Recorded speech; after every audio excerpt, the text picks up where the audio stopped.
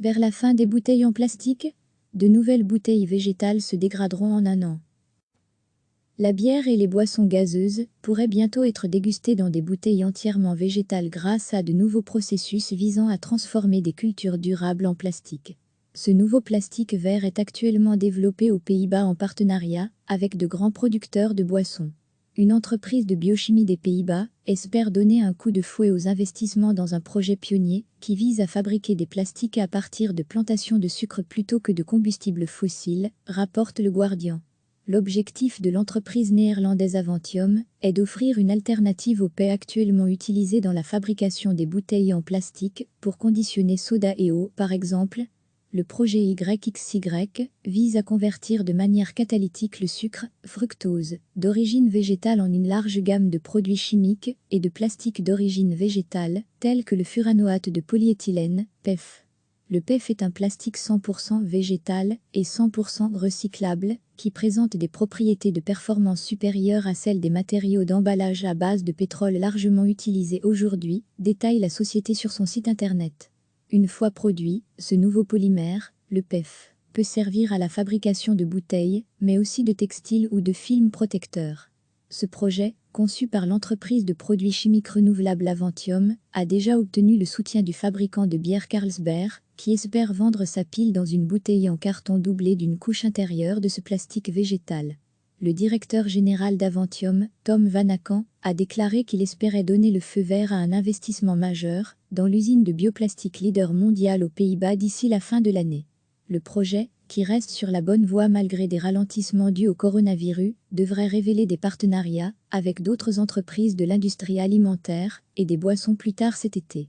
Le projet est malgré tout déjà soutenu par Coca-Cola et Danone, qui espèrent assurer l'avenir de leurs produits embouteillés en s'attaquant aux dommages environnementaux causés par la pollution du plastique et de la dépendance aux combustibles fossiles pour les fabriquer.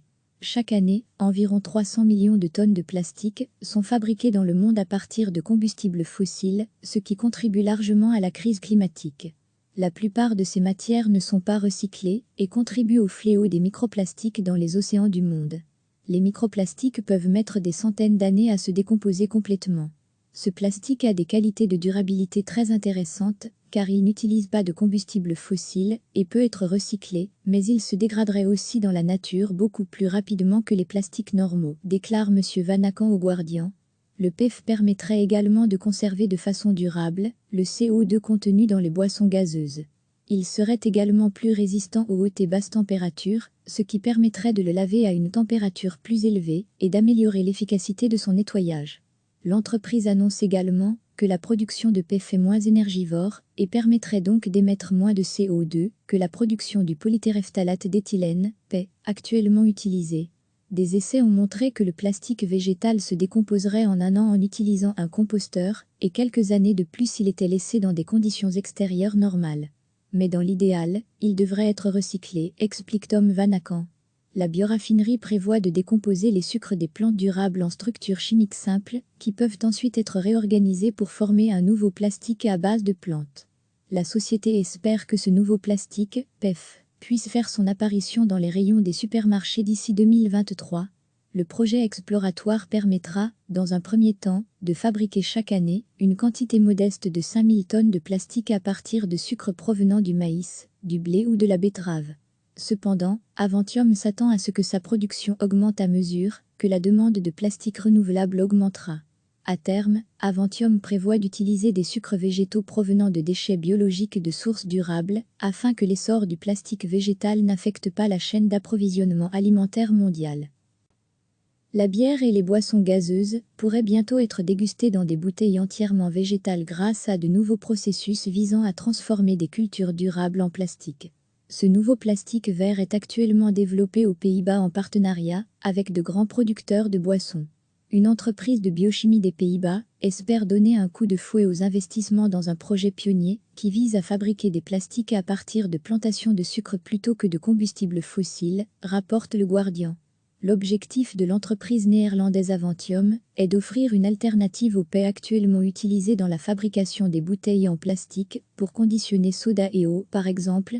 Le projet YXY vise à convertir de manière catalytique le sucre, fructose, d'origine végétale en une large gamme de produits chimiques et de plastiques d'origine végétale, tels que le furanoate de polyéthylène, PEF.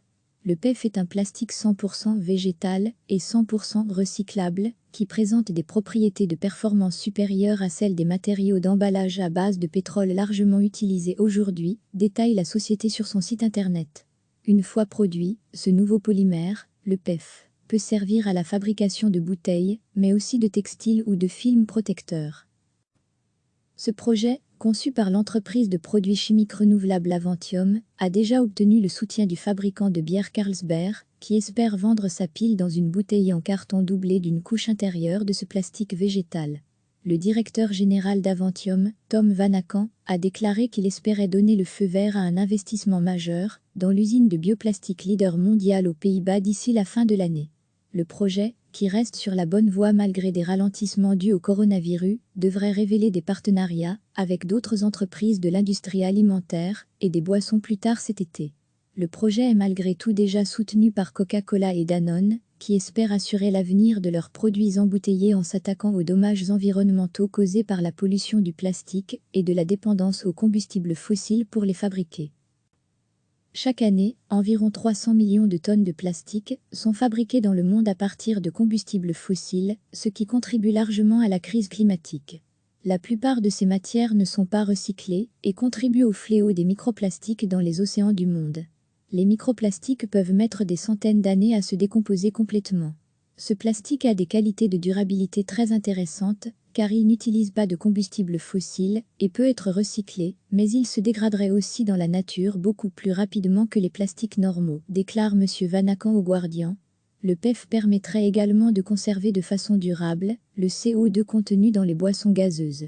Il serait également plus résistant aux hautes et basses températures, ce qui permettrait de le laver à une température plus élevée et d'améliorer l'efficacité de son nettoyage.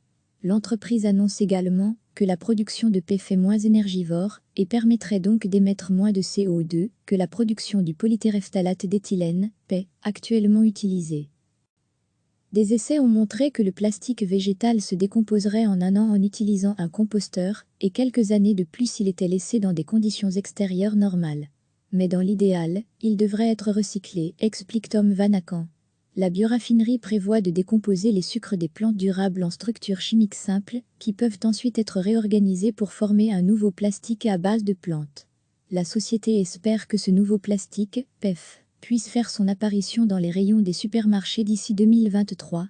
Le projet exploratoire permettra, dans un premier temps, de fabriquer chaque année une quantité modeste de 5000 tonnes de plastique à partir de sucre provenant du maïs, du blé ou de la betterave. Cependant, Aventium s'attend à ce que sa production augmente à mesure que la demande de plastique renouvelable augmentera. À terme, Aventium prévoit d'utiliser des sucres végétaux provenant de déchets biologiques de sources durables, afin que l'essor du plastique végétal n'affecte pas la chaîne d'approvisionnement alimentaire mondiale. Cliquez sur s'abonner pour recevoir les dernières nouvelles.